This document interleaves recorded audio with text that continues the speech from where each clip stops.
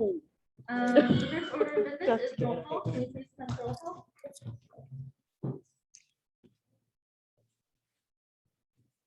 Student trustee Mall. President Izamanuri. Present.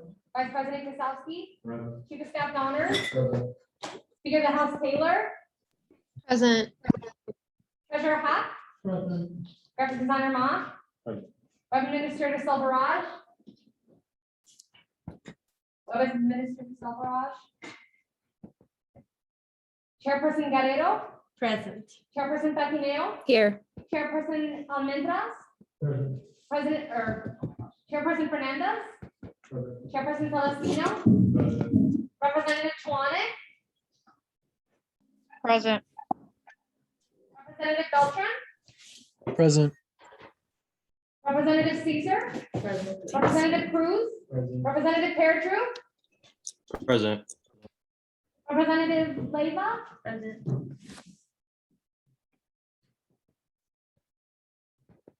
Representative Ponce.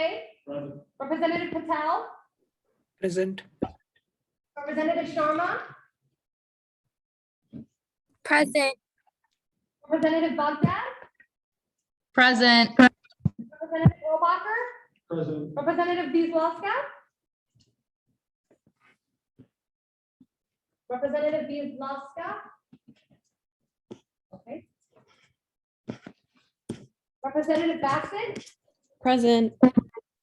Dory. Representative Lamisa Khan. Present. Representative Rose. Representative Riordan. Representative Matasa. Present. Representative Rashid. Representative Sumu. Representative Hawk.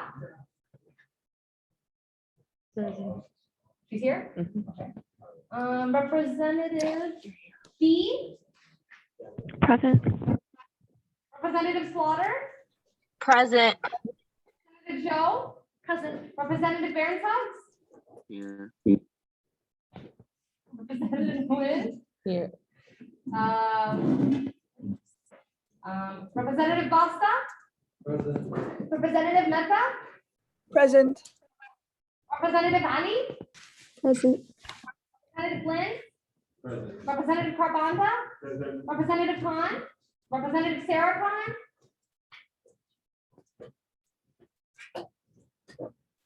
Representative. Are you okay? Are you okay? Malik. Representative Sarah Malik. Okay. Representative Zaloom. Present. Representative Satar. Representative Omani. Present. Representative Zolma.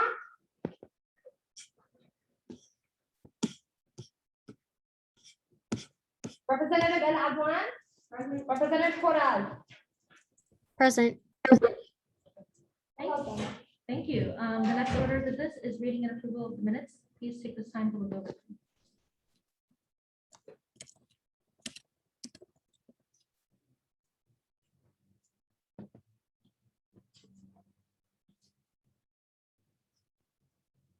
Are there any corrections to the minutes?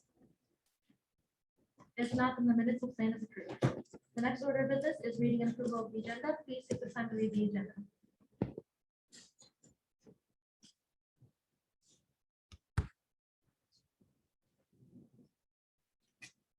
Are there any corrections to the agenda? If not, the agenda will stand as approved. Oh, okay.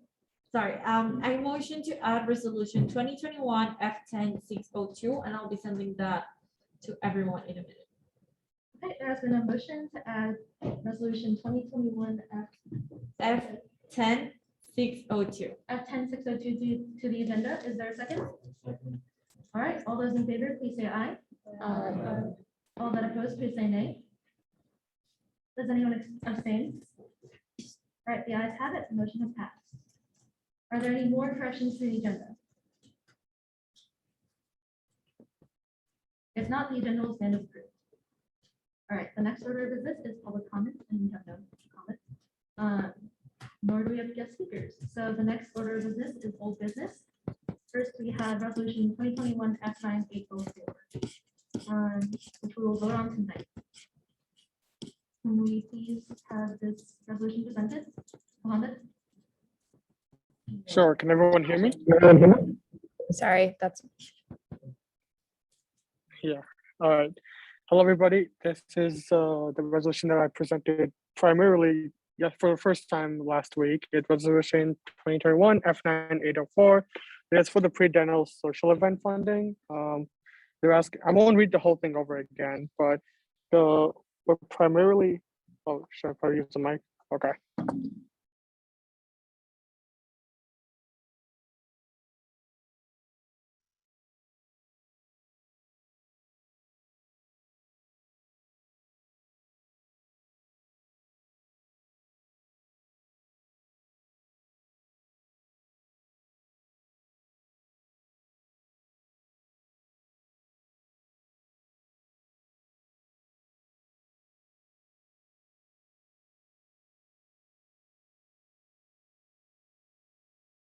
I'll unmute them. Okay, now they can hear you. Okay, sounds good. Sorry. So this is a resolution from last week. It's resolution 2021 F9804. It has to do with pre-dental social event. The total cost will be $130, and they're requesting for them to basically fund supplies and spread a good relaxed atmosphere for their members. I think this is a good opportunity for us to get our word out, as they do have a good social media activity, and they'll promote us in various ways, including a shout out prior to the event. So that is a resolution.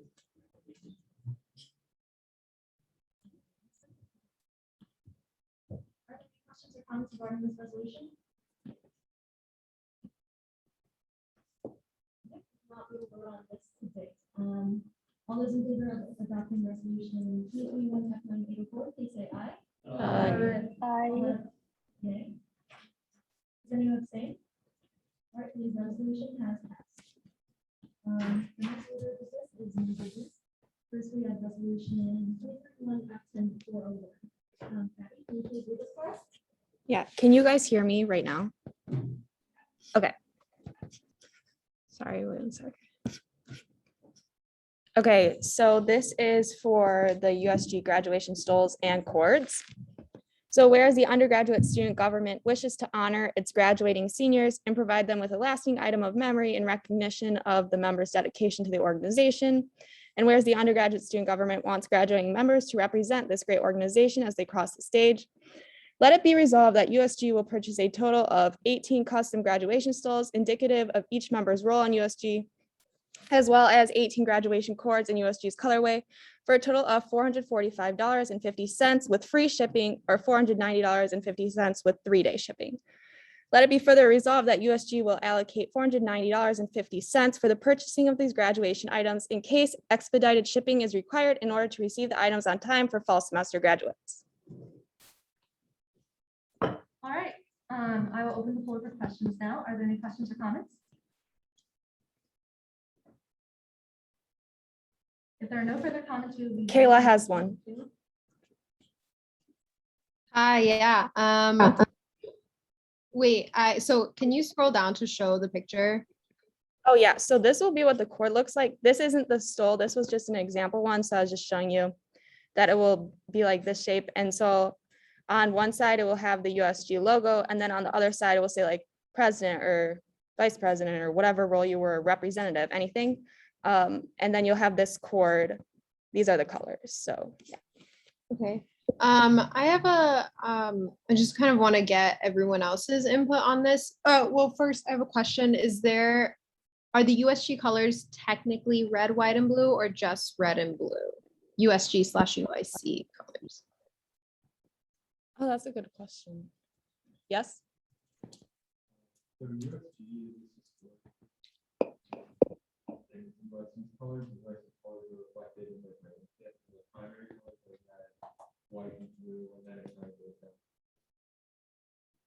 I didn't hear that. Okay, so he said that their colors are red, white, and blue because of UIC's colors are that, so we're that.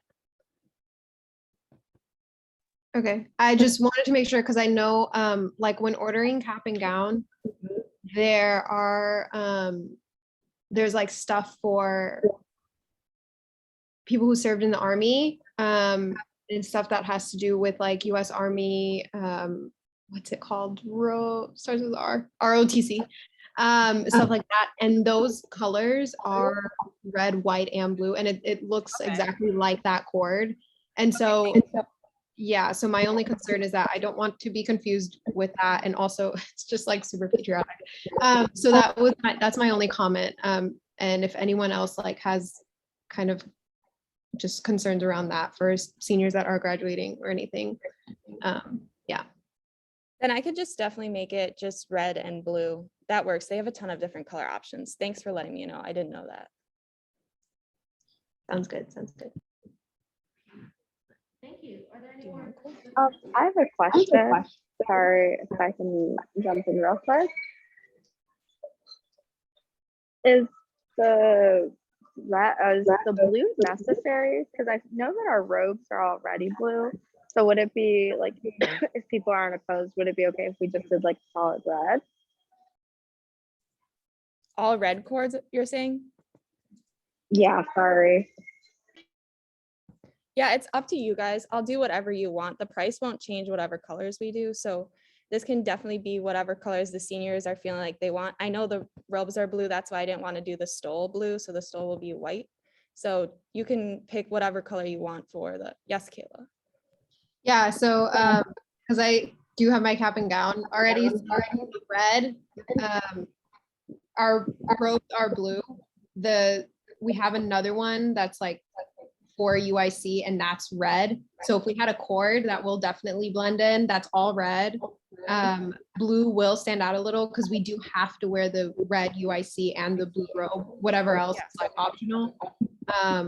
But the red cord will stand out. I think if it's blue and red, it'll pop a little bit. If it's blue, it will still pop, but anything that's just red will definitely blend in. Okay. All right, are there any more questions or comments? If not, we will be voting on this resolution next week. The next order of business is resolution 2021 F10304. Matthew, can you please read this for us?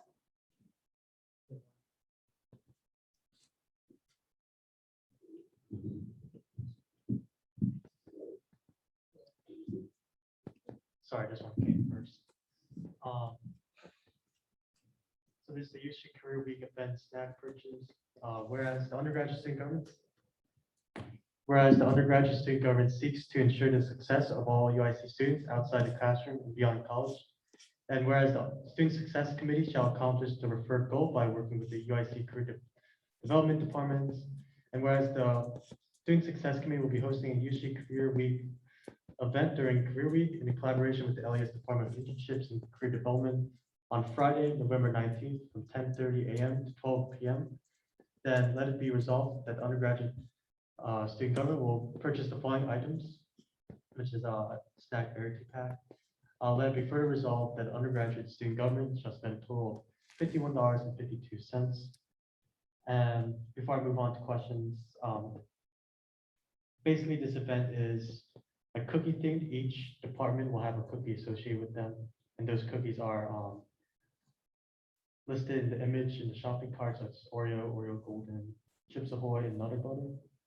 It was just very convenient that it would all be in this one pack. So we just decided with these cookies. So those are final.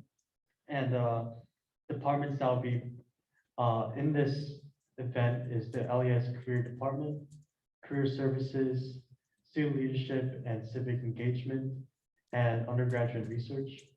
And this is completely our own event. And I yield the questions. I will now open the floor for discussion. Are there any questions or comments?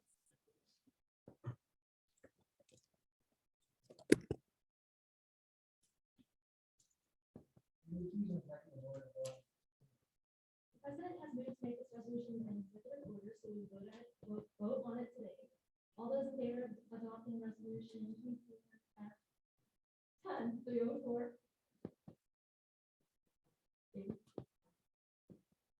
All those in favor of adopting resolution 2021 F10304, please say aye. Aye. All those. Does anyone abstain? All right, the ayes have it, and this resolution has passed. The next order of business is resolution 2021 F10602. Daniela, can you please read this for us? Yes. Okay, I'll try to speak loudly, but let me know if I need a microphone. But this is resolution 2021 F10602. The title is Connecting Student Leaders Funding Resolution. Our chief sponsors is me, the Diversity and Inclusion Committee Chair, and the Campus Life Committee Chair, Felix Celestino. Whereas the undergraduate student government will be hosting a networking event called Connecting Student Leaders. And whereas the objective of this event is to provide a space for EBOR members from different student organizations to build connections that will facilitate collaboration and unify the UIC student body. And whereas this event will take place on November 9th from 6 to 8 p.m. on the Illinois Room AB, and whereas this event will serve light refreshments and will have interactive activities with the purpose of connecting students, then let it be resolved that the UIC undergraduate student government will allocate a maximum amount of $1,500 to cover the cost of the room, reservation, the cost of the light refreshments, and any other materials needed for this event. Let it further be resolved that any amount of money that is not used will be immediately returned to the USG budget. Thank you. Are there any questions or comments?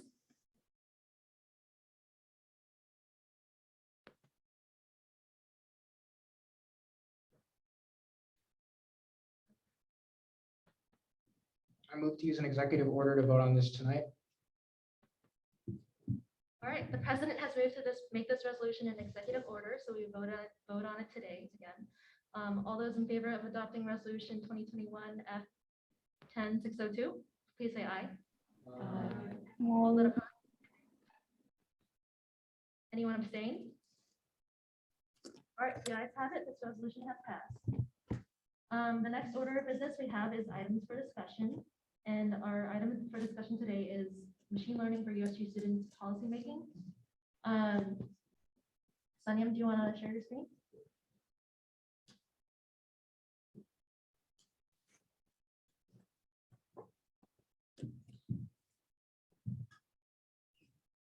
First of all, I'll get too comfortable with someone is going. Yeah. Can you unmute on Zoom? So I'll mute and you unmute. First of all, I would start with the reference. If you get too comfortable, then someone is going to disrupt you. And I think the time for disruption has come for the USG, and the technology will disrupt us. Why I'm saying this? Because of the pandemic has just accelerated the pace of the future. From the in-person classes to the hybrid classes, we all have seen that technology has created the shift in our day-to-day life. Then why we are not adopting the same shift in the working of the USG? I would start with the definition of the machine learning. The machine learning can make the USG decision making much more effective and efficient. Just 1 second, I want to share this.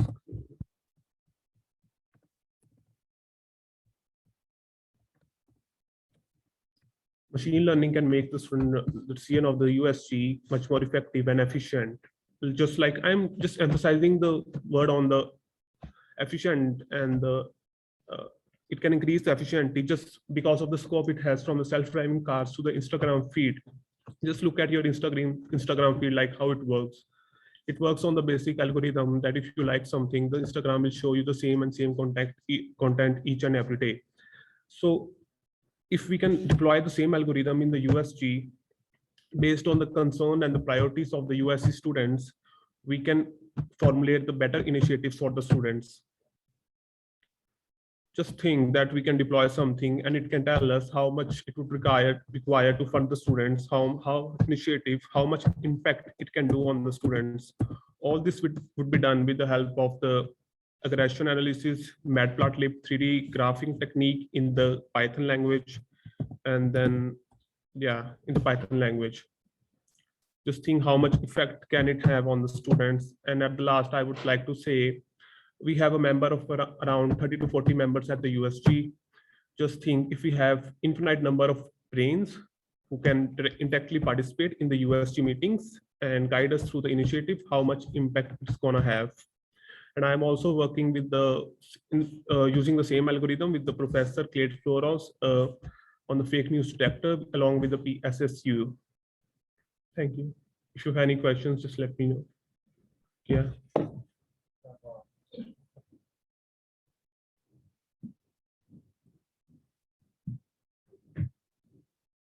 So is this initiative implying that you want this machine to help guide our decisions? It can help us. And can you explain again in what way? In what way?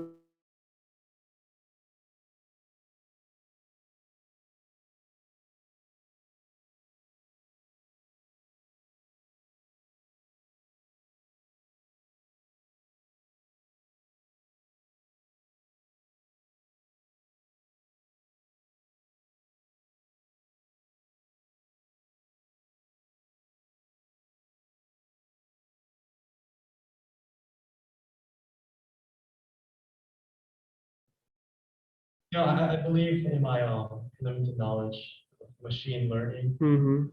You need to input data you already have, right, into this algorithm. What data would that be? Data, it would be based on the priorities and the concern of the USC students.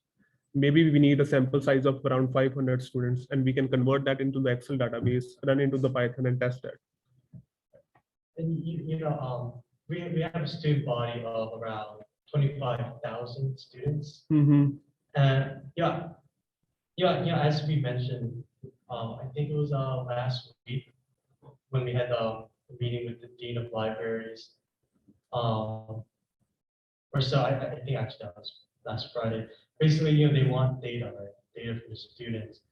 And basically, what this would be doing is only sampling for 500 students, and this machine So is this is the beauty of the passive aggressive classifier. It can actually map the minds of the students. It can train itself to map the minds of the students and help us in the formulate the policies. We don't need a sample size of around 25,000 students. 500 students will be okay. And I would test that accuracy. If the accuracy is above 90%, we can easily deploy this data. right. But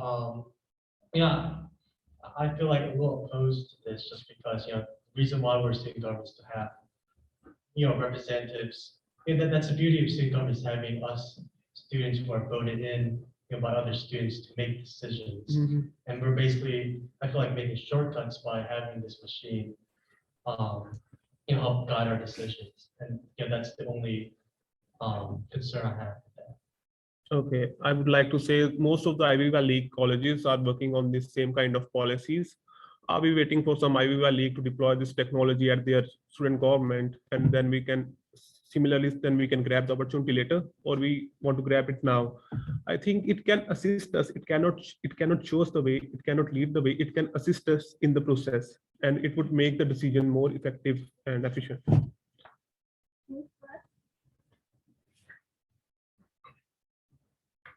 So I don't know much when it comes to machine learning, but from what I'm hearing, it seems like it's gonna base its algorithm off of a group of students at that point in time. So when it comes to policy is ever changing, public opinion is always changing. Yeah. So it is our responsibility as undergraduate student government to realize where the opinion is shifting, where the needs are going. So I'm not too certain from my own knowledge, from what you were just explaining, how accurate it's gonna be based on what the people are gonna feel as of right now. So let's say we do this, and then 5 years down the line, the USC student body needs something else. Are we gonna be consistently getting a new sample size? I just feel like it's just too much, and it takes away from what this purpose is. And our purpose is to create a community to help facilitate growth within the USC community.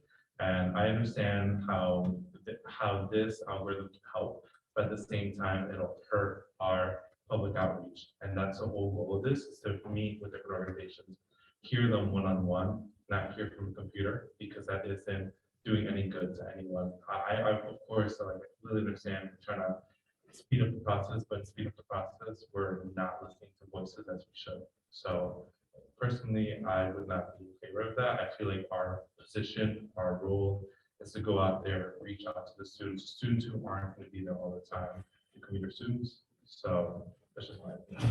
Okay, I just have something to say, do you want to reach out to the students? Can you reach out to the 500 students at one time? So it's not about reaching out to the 500 students at one time.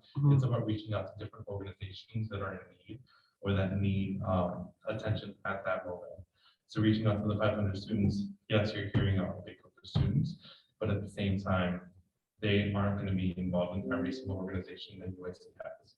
So that's why it's our job, and that's why we have committees to reach out to those different administrations, different organizations, so we can get involved. And I know it's harder, it takes more work, but that's the whole purpose of this.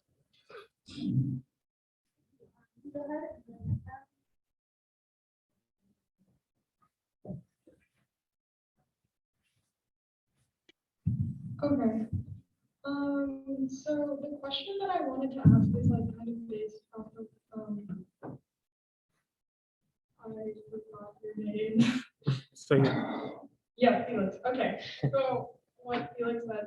But I do know a little bit about Python, and I know that machine learning can evolve, right? Like it can learn based off of added input data. But the problem is with the sample size of 500 people representing 25,000 people, is that it's simply not possible as 25,000 people change every single year at UIC. Then we will update the data accordingly after the 1 year, whenever. But the main problem that I'm seeing is that if we're constantly updating this data set when we already have representatives that are continually going and meeting with everybody, I feel like that sort of initiative would become redundant and repetitive and like you're trying to talk about efficiency, but when you're doing all of this in order to be efficient, I see like a sort of contradictory point here when you're trying to do so much work every single year in order to update all of this. I feel like it wouldn't be very efficient. Like that's my main concern, that you would need to do all of this constant updating with like all of the constant changing of opinions when we as humans can do that instinctually, like naturally, and that's why we have the student document. That's the main concern I have. Maybe each representative has its own biases and a narrow perspective. I think the data can be free of all this. And if one person, like in the USC, if the webmaster or something like that, if one chair can arrange the all data and update it after 1 year, I don't think it would take much of the time.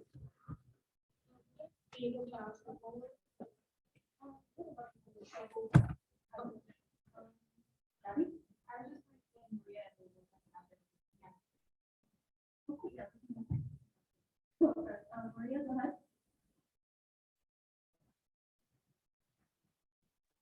Sorry about that. Yeah, I had some concerns, and I think the other reps have kind of touched base on this. But another concern I had is I don't know how I feel about, I mean, you mentioned like mind mapping, where the algorithm can now predict what the students are going to be interested in and initiatives. I can hear off the smartphone, but I'm sorry, can you guys not hear me?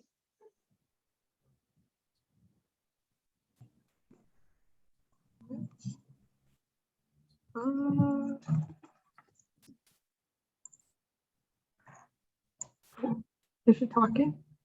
Can you guys hear me? We can't. Would you be able to say something again, Maria? Okay, yeah, sure. How about now? Oh no. Yeah. Okay, is that okay?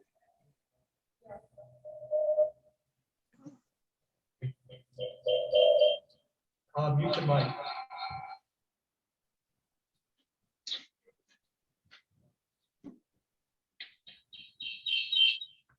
Just mute the mic. You just can't put two speakers up like that close. It just looks like that.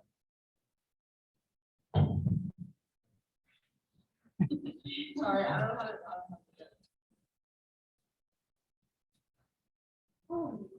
Hello? Go ahead. Is it okay now?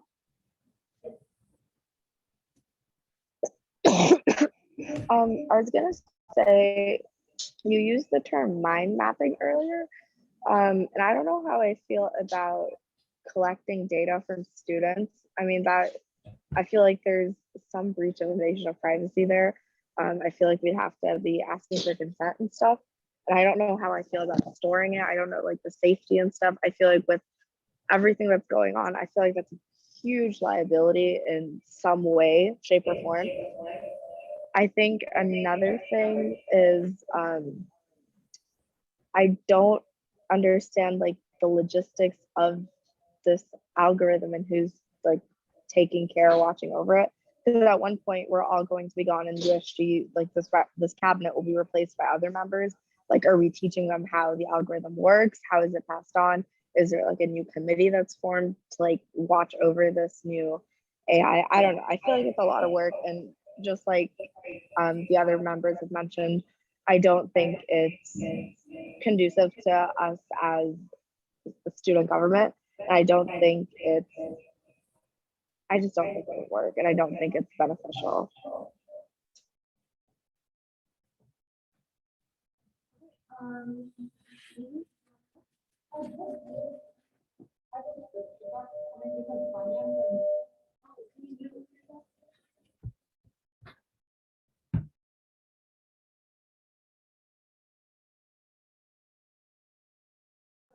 Yeah.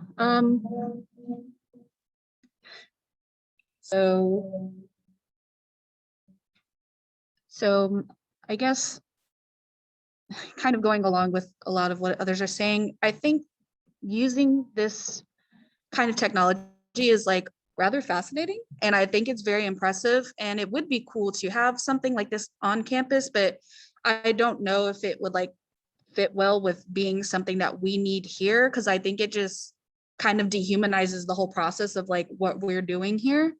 I think it is a lot better to have students coming to us and telling us their needs instead of a machine basically assuming those things for us. I think this would be something that is amazing to have like in any of the research facilities, but directly related to like what we're doing on campus. I don't know if it's going to like, we don't know if it's going to be as effective, because it's something that probably needs to be here already and not already correlated with us, so we can see how it works and if it would be effective. But I think in the way that we like make all these connections and talk to people, like it can't replace that. Like it just it takes away the human connection quite a bit.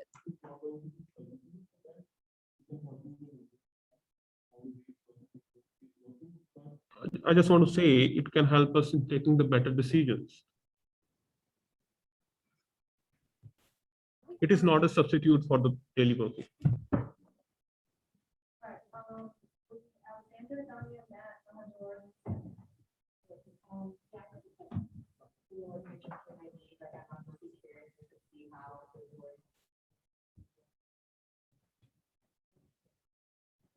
I think it's a really interesting idea. How it would flourish and go about, but I don't know, I'm taking a research methods class right now, and there's this thing of like taking samples and like using a sample to represent such a large population, and it's too general, like it's just you're generalizing it based off smaller numbers, and we have a large campus, so I think we should try it out, maybe just not let it have set and completely make that decision. And then I think alongside with that, we should just advocate more students to share their voices and even join the assembly for future meetings. Just trying to get that word out one-on-one, because yeah, it's like that people connection is lost, and like how you said, coming from the pandemic, a lot of the time we have lost that connection. Like, no one's talking to each other, so we have to keep talking to each other. Getting a little long, if you have something you want to say. Sorry. But if you have anything new. Can I just ask, is this about a particular subject or in general for all policy and students? What would this entail? In general, for all the policies.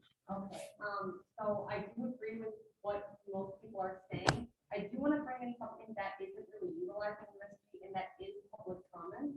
I don't think we've had a single person come into this meeting with a public comment, whether that's a USG member. Oh, they can hear.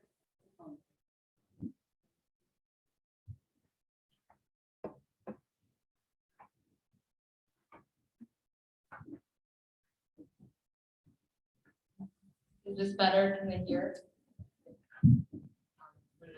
So if this is in terms of like all policy for students, I think we should take into consideration that this is a human interaction. We have people that come here. We're trying to even stay away from having this be hybrid because it kind of loses its essence.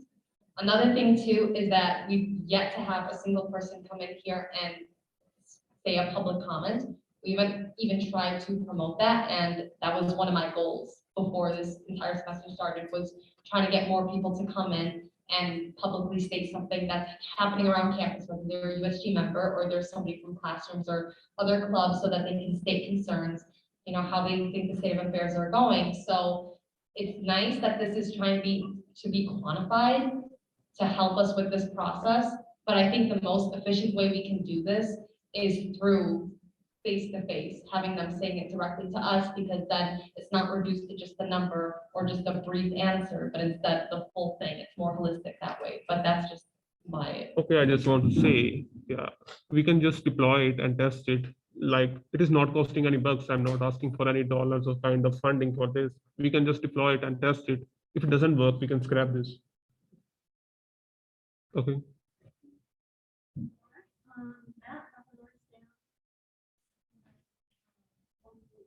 No.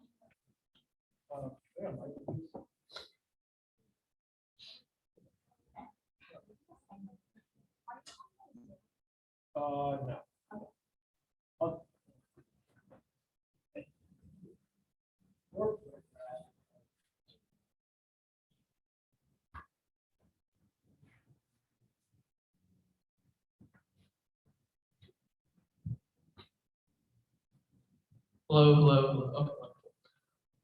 So I think this idea is actually fantastic. The concept of using machine learning to guide USG's decision making, and well, not decision making, but like the concept of using machine learning to like figure out what we need to look at, maybe things that have been overlooked, things that have been lost to time. And I say time because I agree that polling the students and using that data set for any sort of machine learning program might not be the greatest idea, mainly because there's been a lot of research in the past couple of years showing that machine learning based on live human data sets is oftentimes very skewed, because there's a lot of things like race and sex that machine learning doesn't take into account and it doesn't correct for either. It's not the greatest tool for correcting that either. And that's the problem, because obviously we want to have the most representative opinion, regardless of race, sex, ethnicity, socioeconomic status.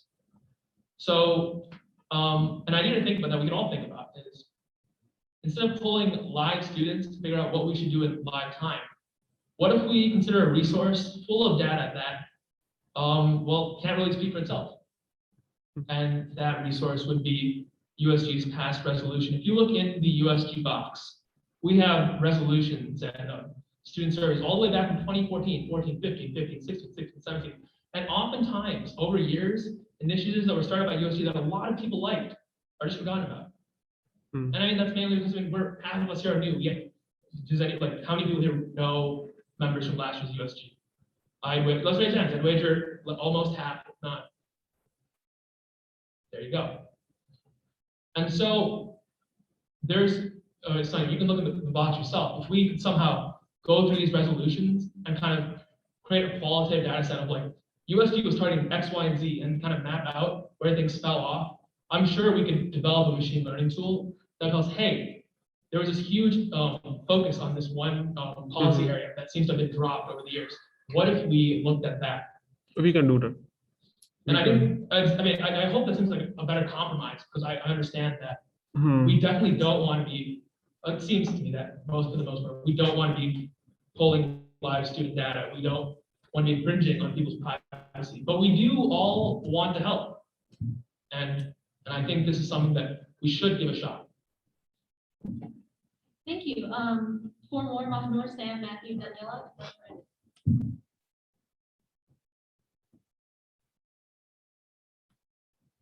Mahanur, are you on Zoom?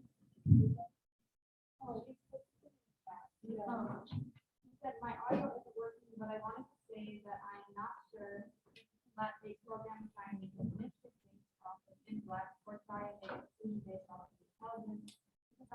making mischievous decisions based off of personal experiences. I'm not sure whether this program sees that. Thank you. Sam, go ahead. I also wanted to say that I like this idea. I have a feeling that your idea is sort of being taken out of context or like extended in a way that you don't exactly mean. I feel like privacy is not an issue if this is survey data, and I feel like the human element is there if we're surveying people based on their personal beliefs.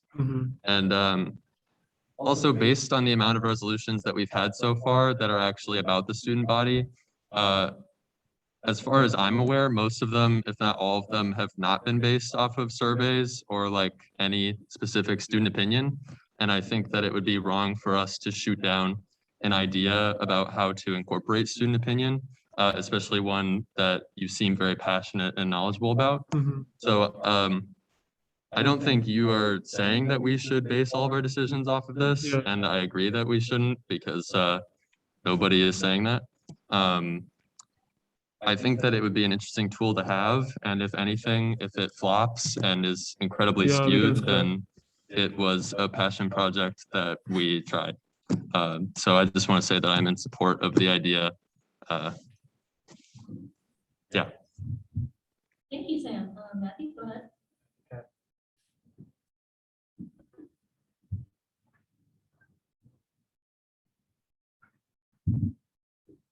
Yeah, I do want to say that,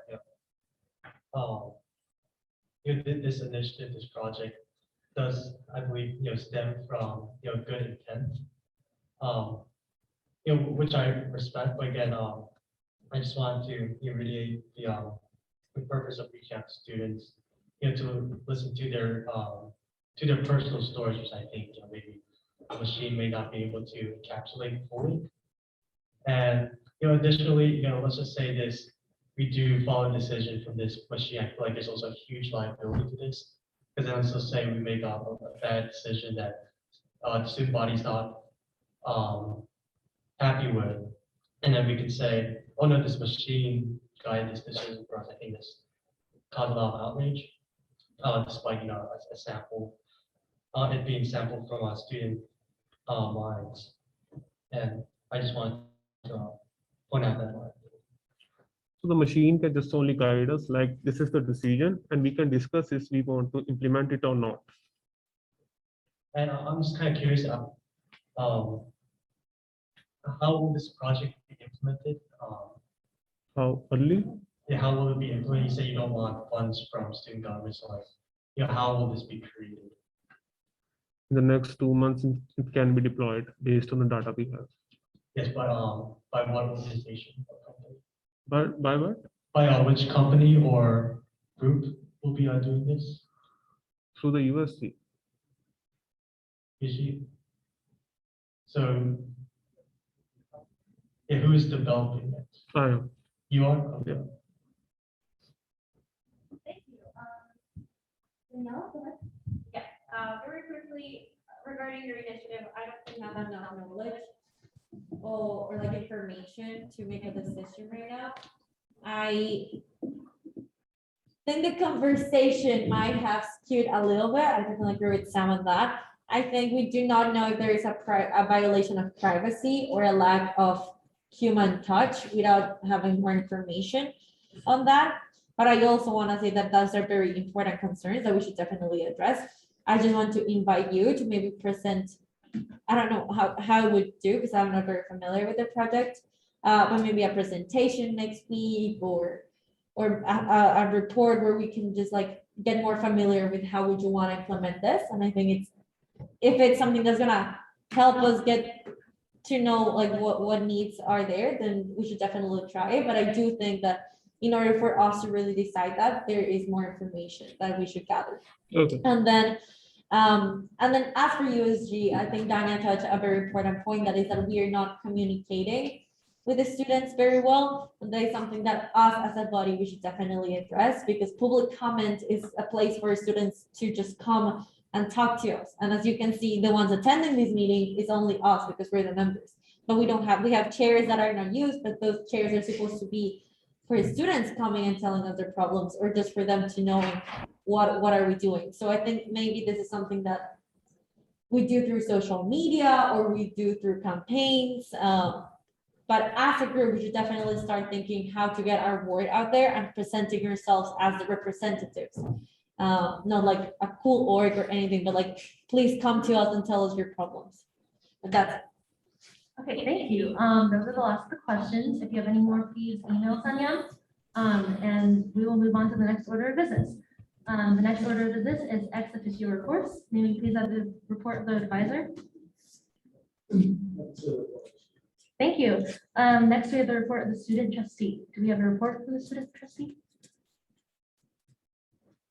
If not, we will move on to the next order of business, which is officer reports. Can you please have the report of the president? I hope everyone is doing well. So last week I attended the student fee allocation committee meeting, and some of the big things that were kind of implemented last week was that the service fee was voted to be increased by 1.8% following the University of Illinois system recommendations.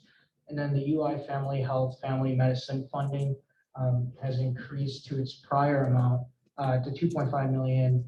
It was previously 2.1 million. They are now hiring more faculty since more people are coming back to campus.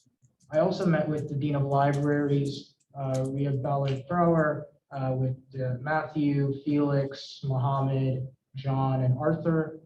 We discussed the OER Faculty Award Initiative, library hours, trying to push for extended hours during midterm week, finals week, since it's not 24/7 anymore, and library's commitment on sustainability. They discussed getting, banning like water bottles and having only like reusable ones. And we were thinking of having maybe USG would buy USG branded water bottles and give them out.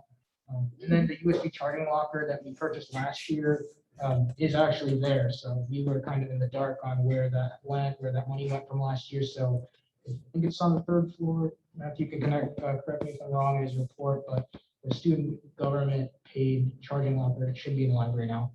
And then I attended the campus dining RFP meeting with Associate Vice Chancellor for Student Affairs, Alexandre De Silva, and Charles Farrell, Executive Director of Business Development, with Felix and the Resident Housing Association in attendance.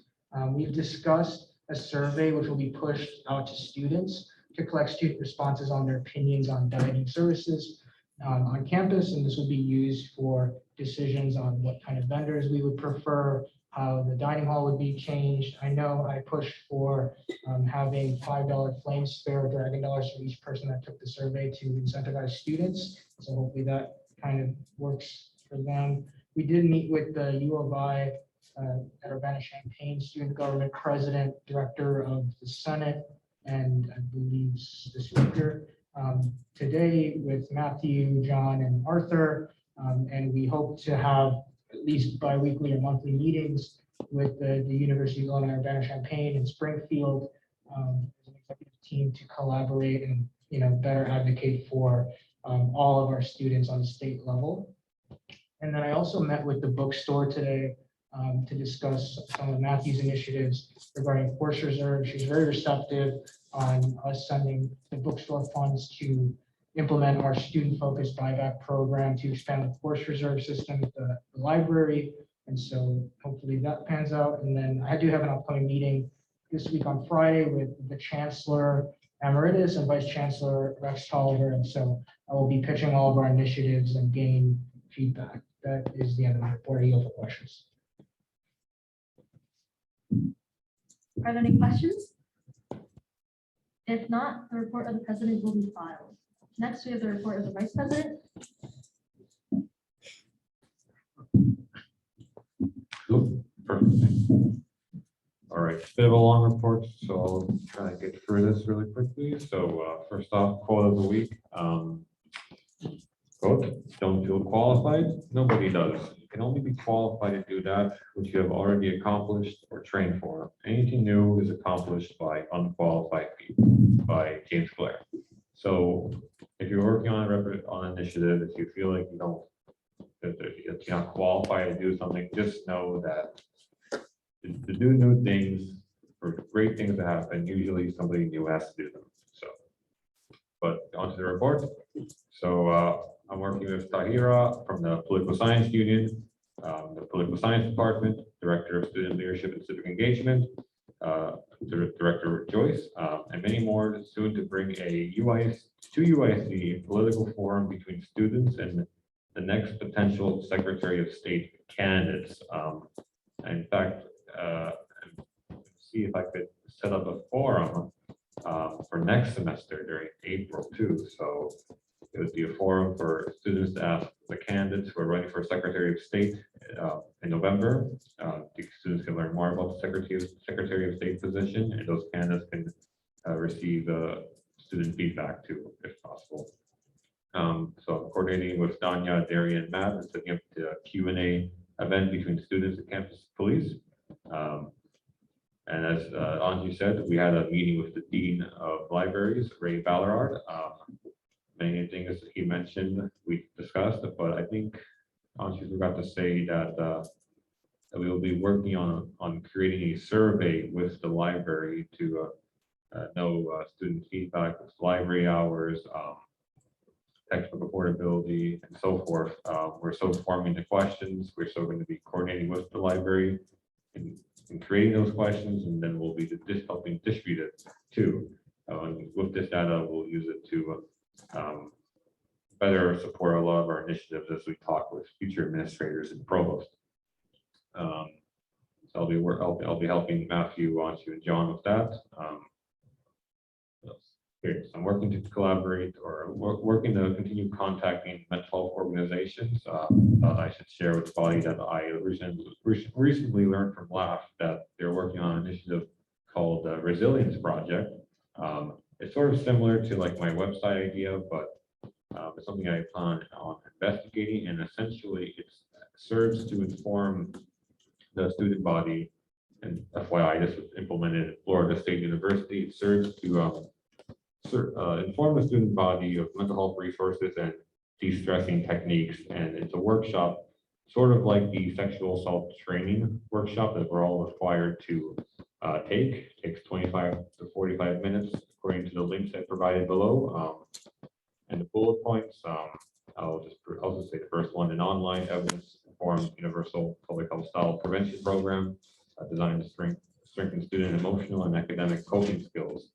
So essentially, that's something I'll be investigating to see if it's perhaps worthwhile to implement, or to tell the counseling center about. Oh yeah, this morning I had a meeting with the outreach chair of the counseling center, and in fact, he was essentially the counseling center is in fact interested in making a website or a workshop similar to this too. So I shared these links with him. So I expect to have a further conversation with him. But overall, big announcement. I would like to announce that I will be structuring, helping to lead the Mental Health Coalition. This is a coalition for both USG members and anybody outside. So students who are passionate about mental health, or most particularly for students, for mental health student or leaders and their members to join. The purpose is to create a forum of discussion and outreach as it relates to mental health. I shall be also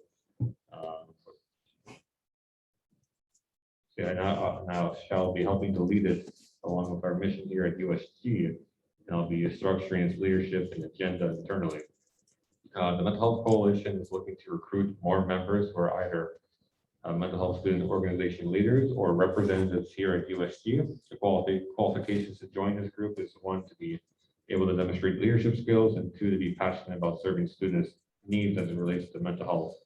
And some of the things I envision the coalition to do is survey work, roundtable discussions, hosting events, counseling discussion. Staff members there, United Student Voices, academic support, and an assortment of other ideas coming up with. But if you're interested in joining the Mental Health Coalition as a representative, then please send me an email. And later today, I'll send you guys an interest form.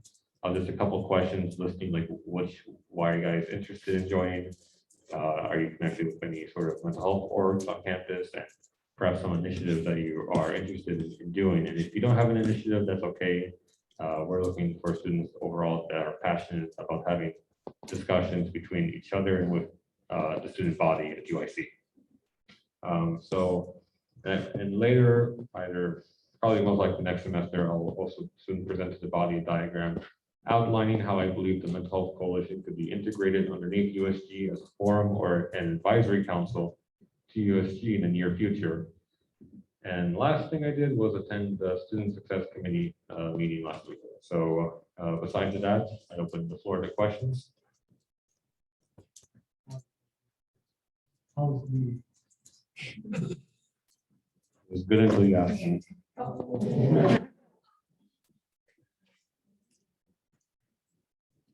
More questions?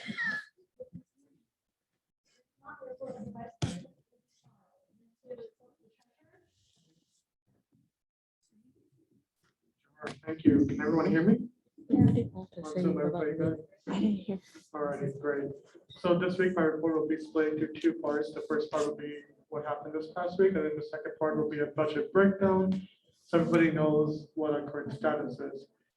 So first off, my quote for this week is from John C. Maxwell, who stated, "Leading well is not about enriching yourself, it's about empowering others." So for this week, I want to congratulate Deputy Treasurer Quinn on chairing this past week's committee meeting. He did fantastic. We met with UIC Competitive Gaming Club to discuss the possible collaboration and had all members officially start their roles, as well as report on the progress of their personal initiatives. I'll be meeting with the Digital Tapestry and following up with the Freelance Society at this week's committee meeting. And then we also had the opportunity to meet with Campus Life Committee and Chairman Felix to initiate a collaboration for the Winter Supplies Initiative that's being piloted by Representative Arson. We're also getting the commuter and wellness center on board for their help to distribute and hopefully purchase these materials at a very good deal. Also, I'll be collaborating with the USC Printing, and hopefully we'll get Chief of Staff John Donners involved as well at a meeting this week to install a new printer. I plan on introducing a resolution next week. Also, I am helping Chairwoman Daniela and other USC members plan for connected student leaders. And finally, I am working on finalizing the vendor approval for the Winter Social event with Speaker Kayla and interim Speaker Michelle. So now on to the budget breakdown. Scroll down a little, please.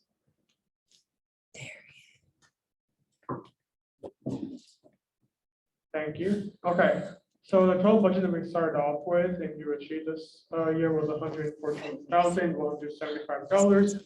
We now have about $60,000 left. That's about 52%, give or take. With that being said, if you look through all the specific funds that we have allocated this money to, you can see how much we have left, how much we have spent so far. If anybody has any specific questions on where money was spent, or they want to view the itemized expenses, please reach out to me. I'm more than happy to go over with that on a personal meeting or during a committee meeting, for example. With that being said, I'm now open to any questions. Are there any questions on one of the reports?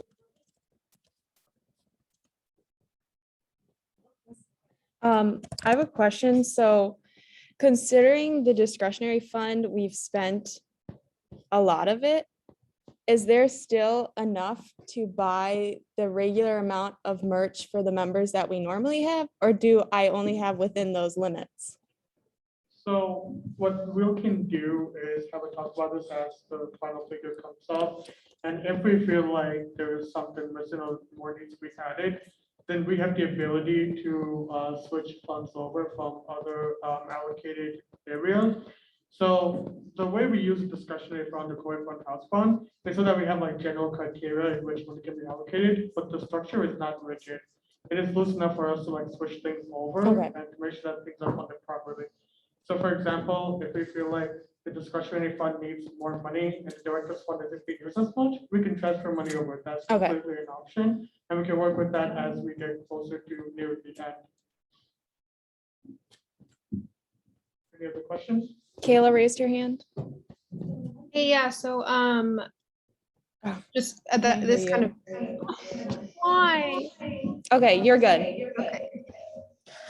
Is the echo? Okay. Okay. For kind of, onto Abby's question, like, so for all the socials, does that come out of the discretionary fund, or can I like, I think, Mohammed, we discussed this a little bit, like that would be flexible too. Okay, yeah, just wanted to, where does that come from, the discretionary fund? I can't hear. Oh, go ahead. Okay. Can you guys hear me now? Yeah. Okay, great. So under normal circumstances, yes, it will come out of the discretionary fund. And again, if you're put more funding it from lesser used allocation, then we can definitely do that. By all means, I wouldn't necessarily worry about like the specific allocations. We can move things around. So yeah. Sounds good. Thank you. All right, Sam. Does the breakdown at the bottom for executive expenses account for our 6th chairperson? Yes.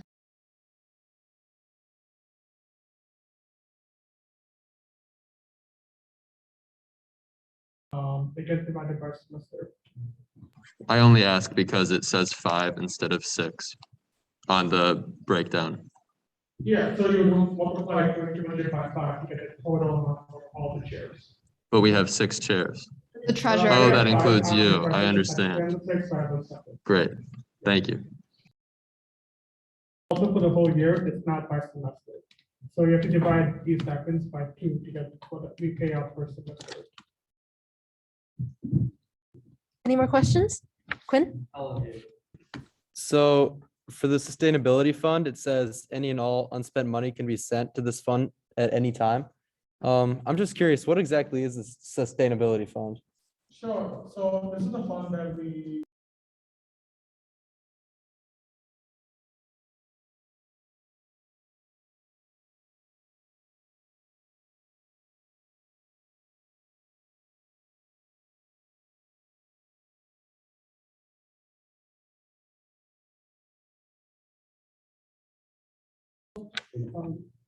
Sorry, could you say it again?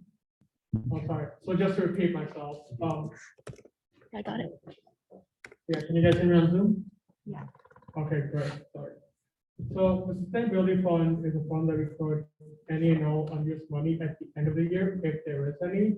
We'll give it to a cause about choosing. For example, last year we gave it to housing to help US students who face certain issues with that. The reason why we like to put money into this at the end of the year is because our funds do not roll over. If there's any unspent funds, they go right back to DOS. So instead of giving it back to DOS, what we communicate will be productive, for which we make sure that all of these funds go in somehow towards students and towards their interests. Does that make sense? Absolutely. Thank you, guys. Any more questions? On Zoom? Nope. If not, the report of the treasurer will be filed. Next, we have the report of the speaker. Hey, guys. Thank you, Michelle, for chairing this meeting. I just want to start off by saying we know that it's frustrating for you guys that attend only on Zoom. Attending on Zoom today, it's hard. I will stand by saying it is much easier if you come in person. I talked to you guys in the one-on-one meetings about coming in person. I know transportation is hard. Coming home late is hard. They did it in past USGs. We're going to try to figure out a way to make it more accommodating towards you guys. But I also know a lot of you guys live on campus that are not coming in person. It was stated on your applications. We see you guys on campus. So just to make things easier, like really try to come in person if you can. And yeah, I don't know if it's happening. Do you guys hear that? Okay. Okay. Yeah, so I just want to start by saying that it will make everything run much smoother if you do come in person. Onto my report. I did finish up the one-on-one meetings last week. I'll write up like a report on comments, questions, concerns, everything that was said from you guys. Moved forward with the approval for the social. So hopefully everything will be set in stone soon. So do be sure to look for an Evite once I send those, and RSVP once you get it, because it does help us with like headcount and food and everything.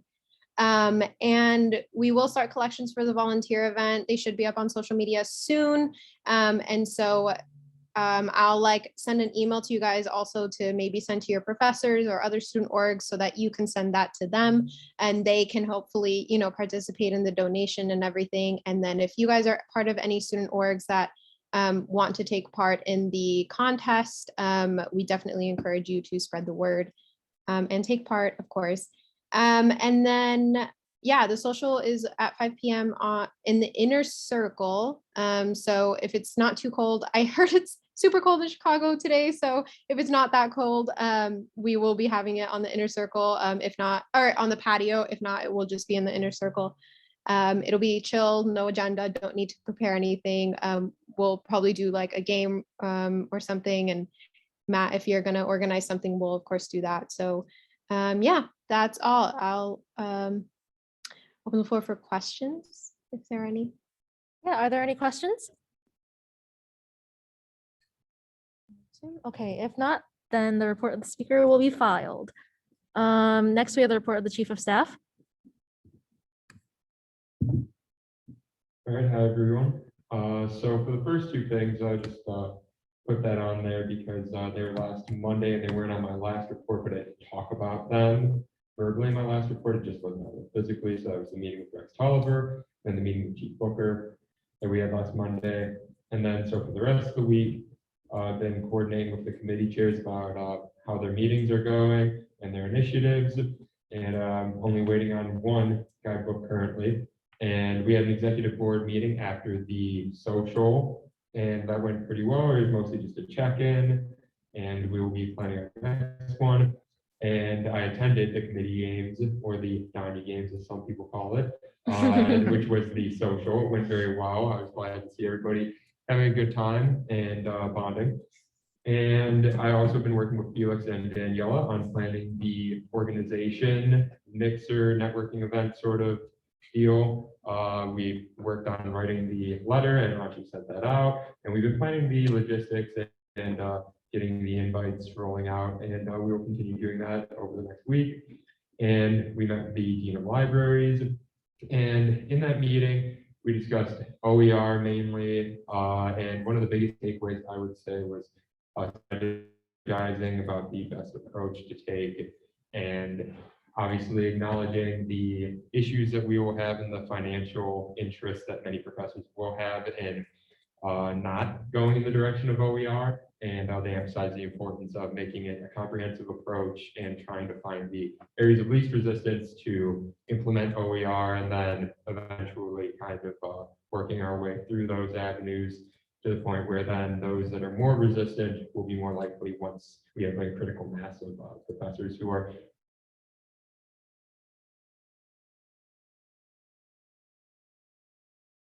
going for it. And next we'll talk more about that with the UIUC student government. And we discussed a variety of things and potential opportunities for collaboration.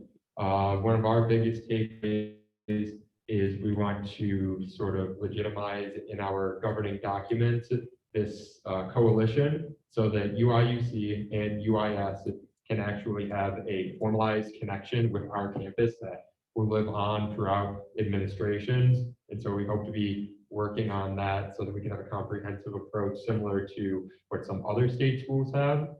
And then I also attended the contact tracing brainstorming meeting for the Vice Chancellor of Innovation. And they essentially were talking about the different technology solutions they can use to improve our contact tracing methods in the classroom.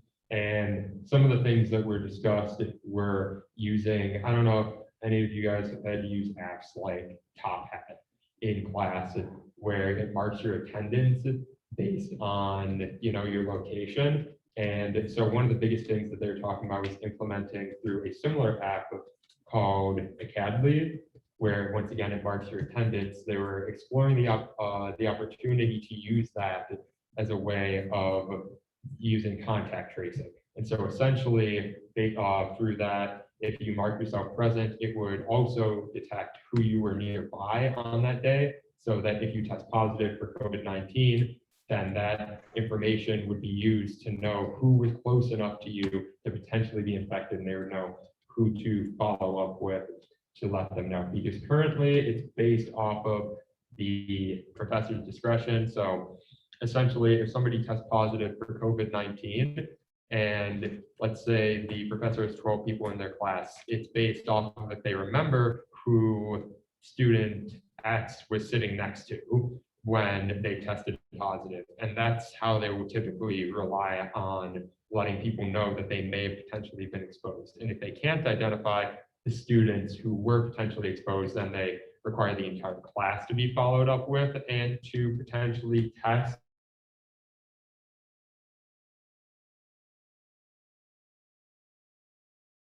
to see if they had been exposed or if they have COVID. And so this is and mainly this meeting was, it's going to be a few more coming up, but it was for, discussing our ideas on this approach, if any ways that we think that it could be improved upon. I did bring up the issue of students knowing the importance of reporting that they tested positive and where to report it, because at least in my experience, I know many students are not fully aware of who they would report it to, especially if they didn't test positive on campus and they tested positive, from their local doctor or another testing site. I also expressed interest in exploring the possibility that if we do go this route, ensuring that there are protections for students' personal information, because obviously there are potential ethical issues with using student location data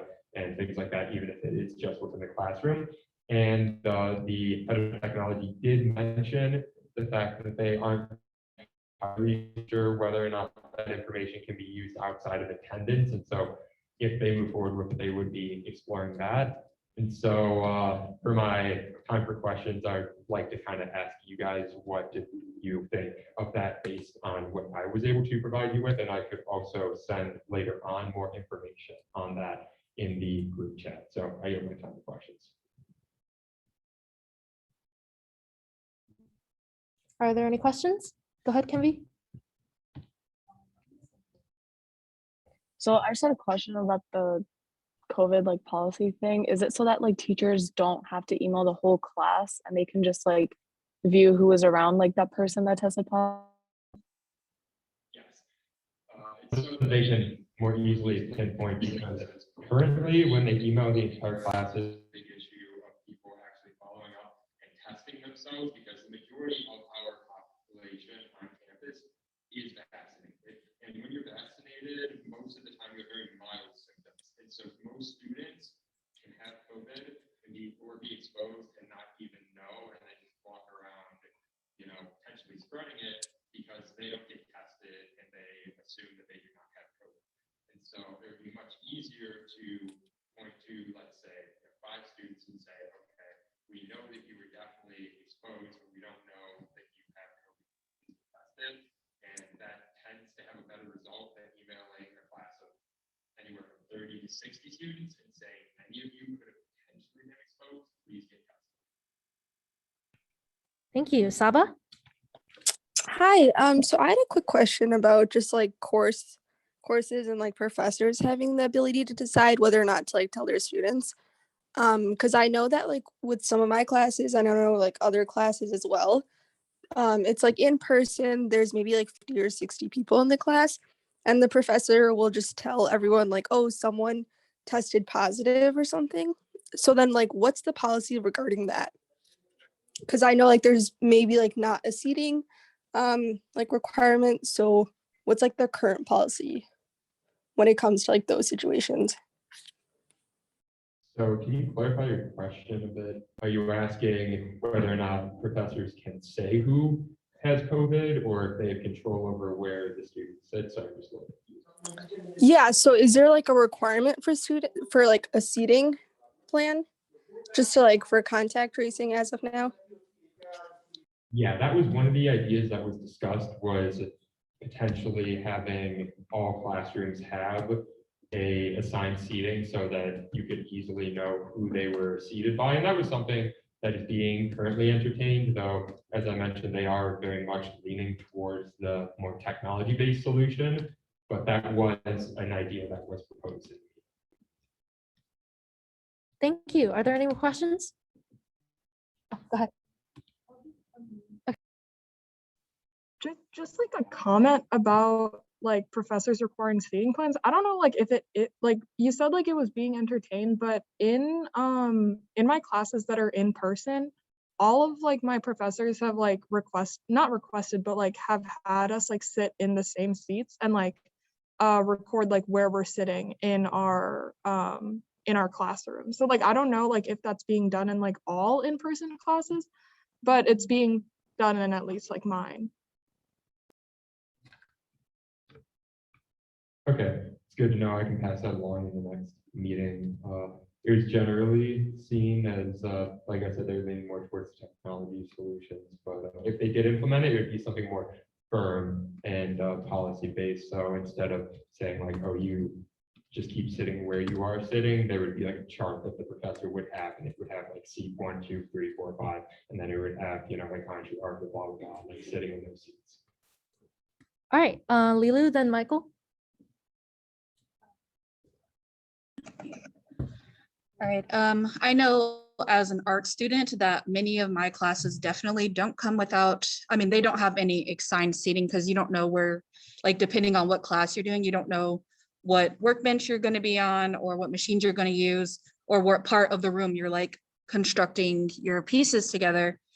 So I did have a thought, since you feel they may be leaning towards the technology option, that they can simply just take schematics of every room, and instead of constantly tracking people with the app, it would just ask for access every time. So you enter the classroom, you access the app, and you can like put a dot where you were sitting that day in any room, or you know, you can show your workstations or stuff. If you're an art student, you can put several dots of the places that you were doing stuff in. So that might be option, since I know we already have schematics of all of UIC rooms, we'd be able to track people easier. And that would also help with the tracking thing. So it's not constantly tracking, but only tracking when you turn it on. So Just to clarify, most of these apps, the way they do it is they only track your location when you first enter the room. But that is still like a very useful suggestion, because that would, if there is potentially a privacy concern legally that the university cannot get around, that would be very useful. So you're saying that when they mark their attendance first, their location on Mm-hmm. Okay, so yeah, I can definitely pass that on to you along, like you mentioned, you know, in issue with privacy. Thank you, Michael. They would want this app to be like required for everyone downloading on their phone. So this would be a feature that each professor would require this app for their class. And it's, you know, it'd be similar to Top Hat, where it doesn't have to be on your phone, it could be on your laptop, and it'd be something you would open.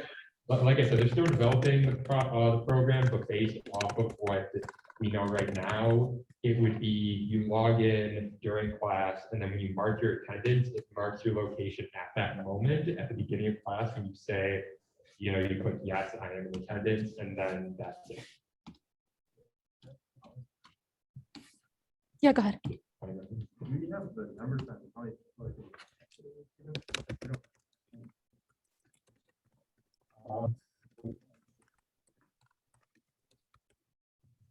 Excuse me, Dre.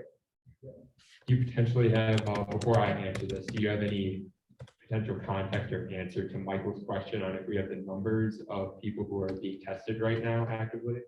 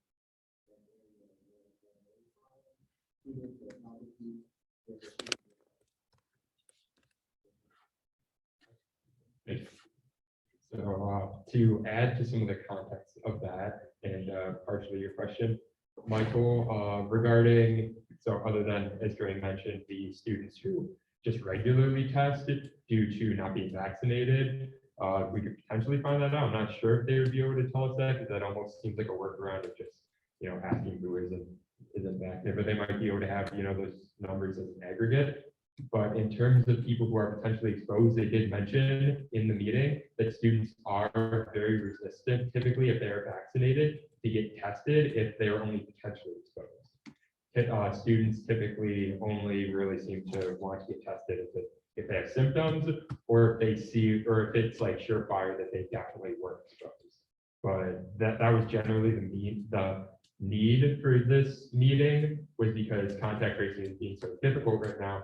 Because students who are vaccinated typically think, okay, it doesn't matter, I didn't get COVID because I'm vaccinated, or they have that mindset and they actually did get COVID, but they have such mild symptoms that it's, they still don't get tested. So. Shihab, go ahead. Yeah. I wanted to comment that there's actually, the website is available online, so Google COVID vaccination UIC. You have the weekly basis of how many people have tested. Thank you. Are there any more questions? If not, the report of the Chief of Staff will be filed. Next, we have the report of the Diversity and Inclusion Chair. Okay, thank you so much. For DXP, the first thing is that I'm working on planning the connecting.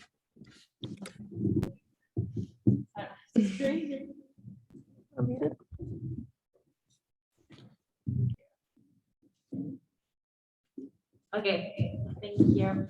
So the first thing is that I've been working on planning the Connecting Student Leaders event.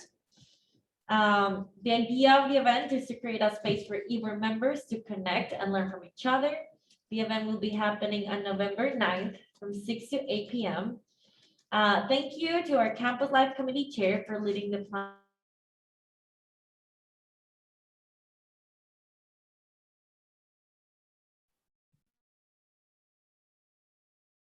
We can't hear her. And for being willing to post them today. But yeah, overall, this event is just to be able to connect all, well, not all, but at least most student organizations. We're going to be posting the RSVP link tonight.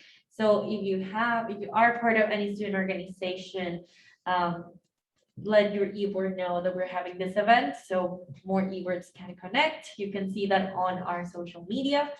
But overall, the idea is just to have student leaders, especially e-board members, just in the same place together, teaching each other about what their organization has to offer.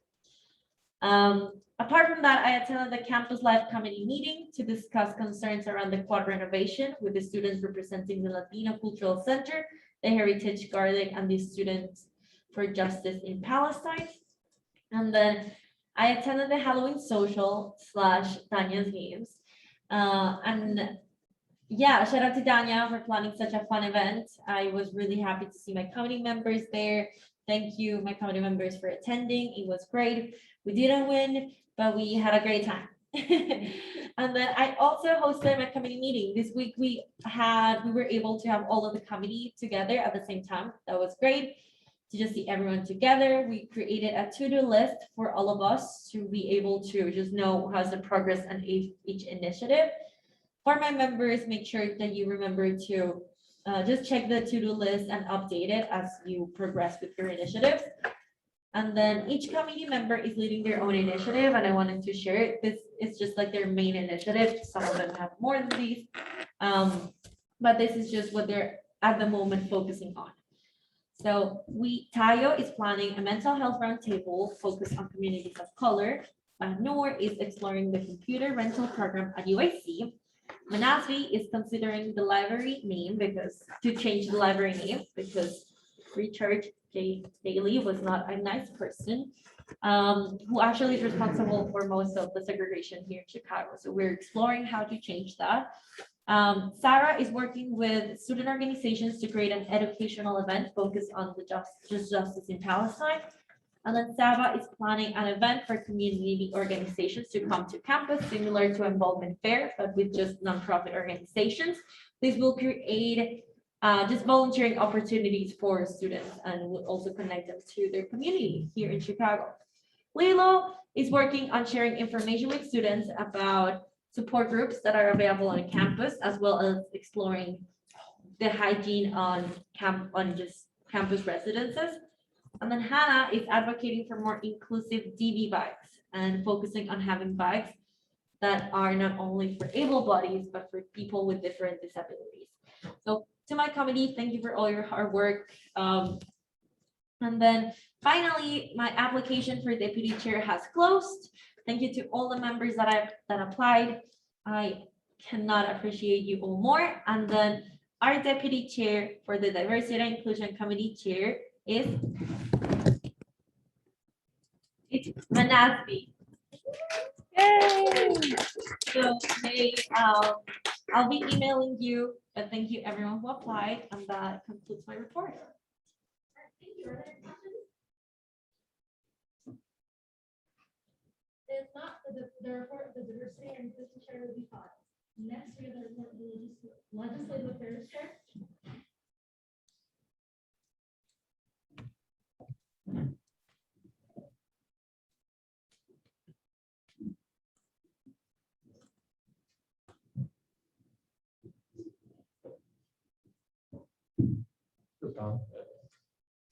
Hello, everyone. So the committee continues to distribute material on the eviction moratorium for UIC centers.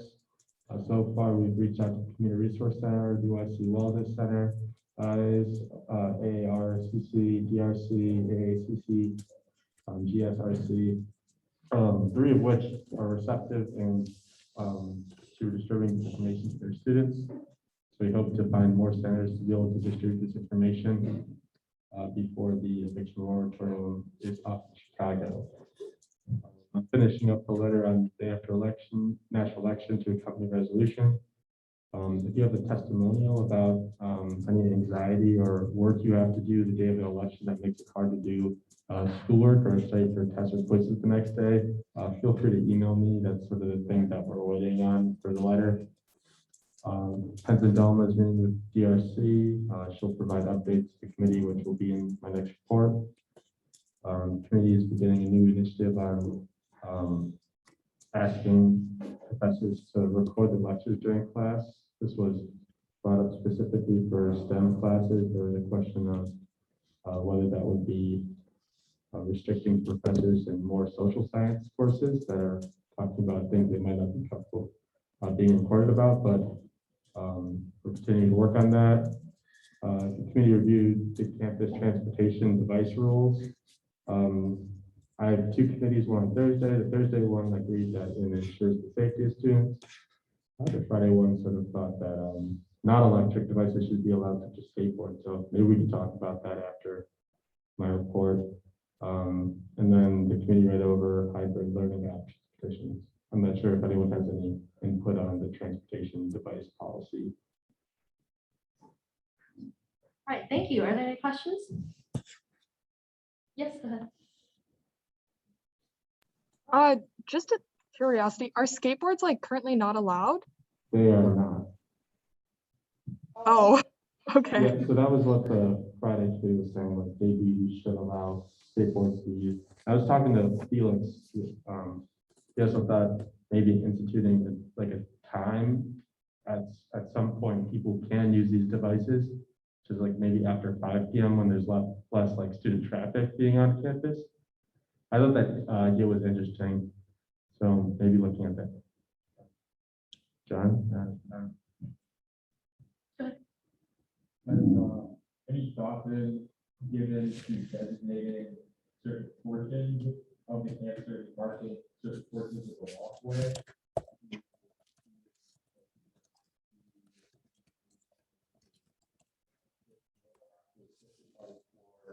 skateboard can be used because it does kind of hinder the sustainability and walkability aspect of the campus when you encourage students to use modes of transportation, but then you require them to use often unprotected bicycle lanes when you have a couple of vehicles.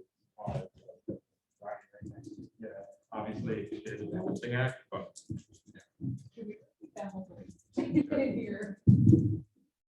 so essentially what I said was, has any thought been given to designating certain portions of the sidewalk on campus to high-speed bicycles like the electrically assisted bicycles and electric scooters so that students can still utilize the campus, because it kind of undermines our sustainability and walkability efforts on campus when modes of transportation like that are kind of, undermined, and then students are required to, let's say you're trying to go from ARC to Science and Engineering South, you have to go all the way around on the street.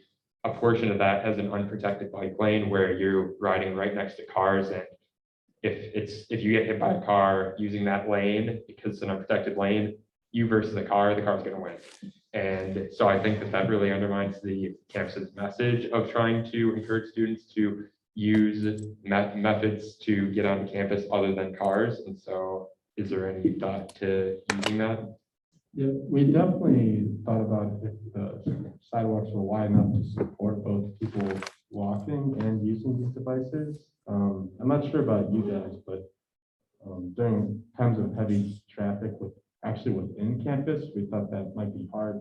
I personally find it hard to get around people walking slowly sometimes. But I definitely agree that I think having to use the bike lanes next to cars definitely stops people from using like divvies and stuff like that.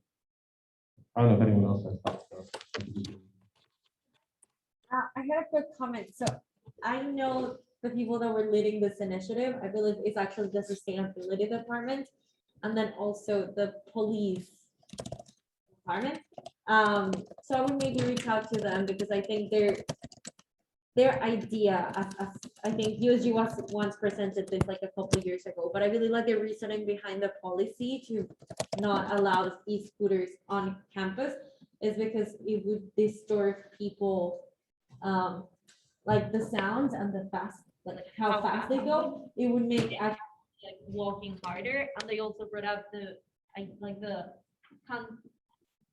perspective of individuals with disabilities, just how that could be really triggering or could like really make complicated the pathway. But I also completely understand that, for example, we have these little robots going around campus. So it's a little, yeah, I would definitely reach out to them to see like what is the reasoning, because I completely understand both sides. But just wanted to say that I know the sustainability department worked with that, so maybe setting up a meeting with them would be helpful. Maeve, go ahead. I was just gonna say, oh, is it okay?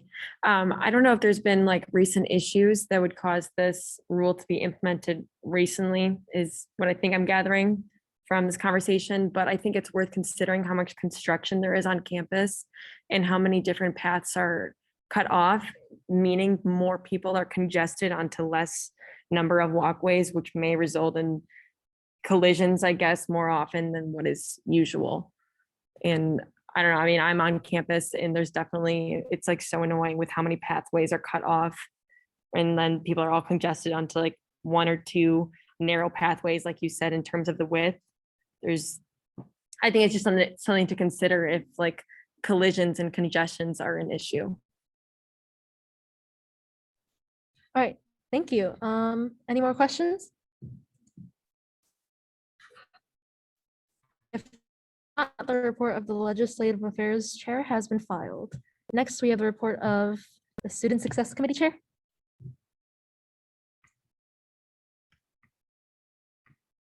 Oh, just kidding. Sorry. Next, we have the report of Public Affairs.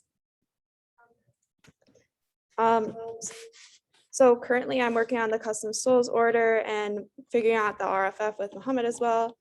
And then ignore my next point there. Okay, I'll be with my committee coordinating a senior night.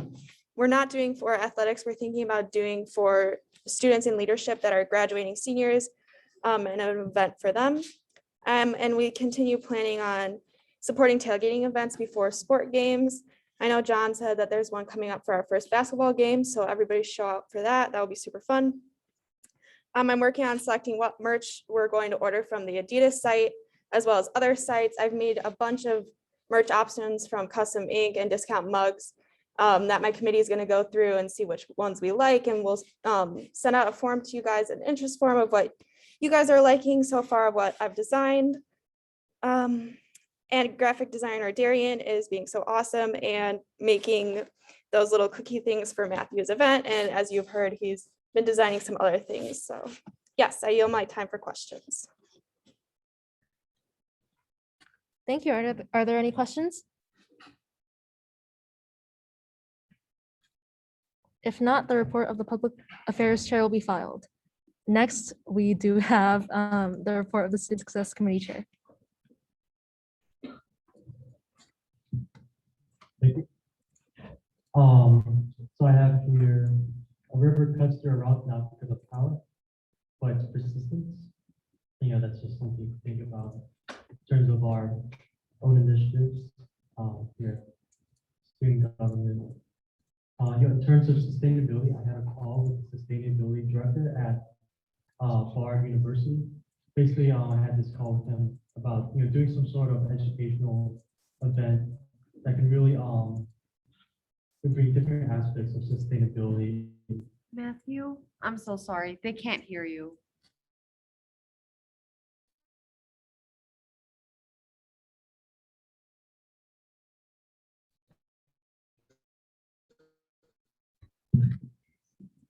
Okay. Anyway, yeah. So anyway, I had a call with the sustainability director. Basically, we're going to try to do an event, a campus-wide event.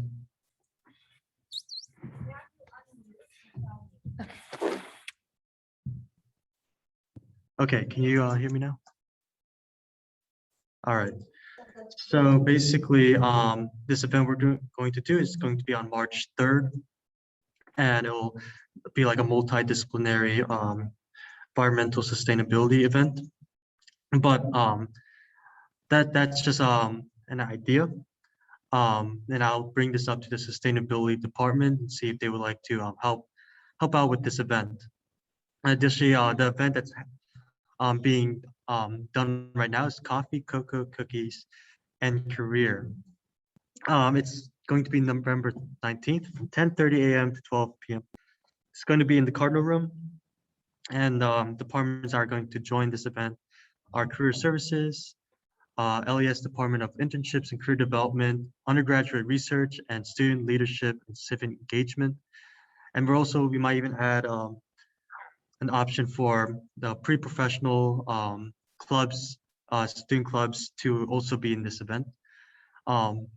This is basically to promote the resources students have and the career opportunities they have as well. In terms of the committee, I'm doing one-on-one meetings with each committee member to cultivate their ideas, and in addition, just explain what is expected of them when they outreach to the departments and colleges, because my representatives will be working towards that. Last Friday, during the Dean of Libraries meeting, we're going to be doing a survey to collect data of the problem with hybrid learning, and just to gauge what students want. We're going to collaborate with the library on this. And on the advice of the dean, we're going to postpone the education roundtable to next semester, although I'm still thinking about maybe doing some sort of maybe forum or some sort of way for students to share their voice at the very least, because I do want to give that space. And additionally, can I share my screen? So I just wanted to share quickly here, if you guys can see that. This is the charging locker. Yeah, it says undergraduate student government at the very bottom. So yeah, you can share your screen back.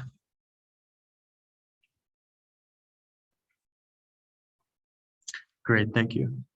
In terms of OER, so the faculty OER incentive grant program is starting up soon if it hasn't already. And I offered that as the student government, we can help promote this program with professors.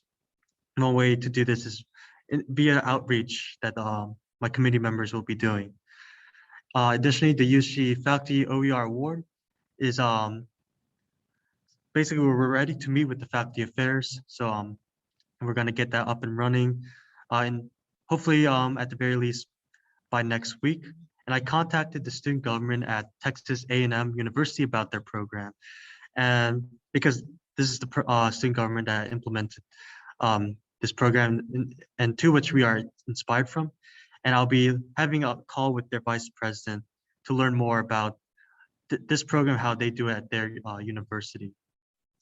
And before I move on to that next point, in terms of the USG reusable textbooks program, I haven't talked about this in several meetings, but basically we met with the bookstore this today, and they were very, very receptive of the idea.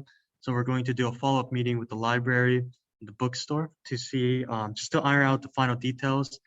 And I believe the Faculty OER Award program and the USG reusable textbooks program will be formalized into resolutions in the following weeks. And if you guys remember, last Monday, I was very excited to share the news that we were able to secure a meeting with the UC leadership. And in a way, this is, I believe, the start of something great, because in the past, I believe, the U of I system student governments haven't really done much collaboration on initiatives.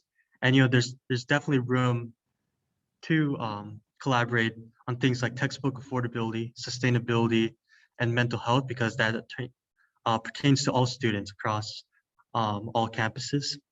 And so yeah, that meeting went great. We shared how our student government operates, and they shared theirs, and we're going to collaborate on how we can just better our institutions. And the next steps here will be having that formal coalition meeting between Chicago, Urbana, and Springfield. And that'll come up hopefully in the upcoming weeks as well. And finally, there's this college leadership conference hosted by the Illinois Holocaust Museum. That's this Friday. I'll try my best to attend all of it. But if anyone's interested, please let me know. I can send you the link and see if you're able to register for it. And it's virtual, by the way. Now yield for questions. Thank you. Are there any questions?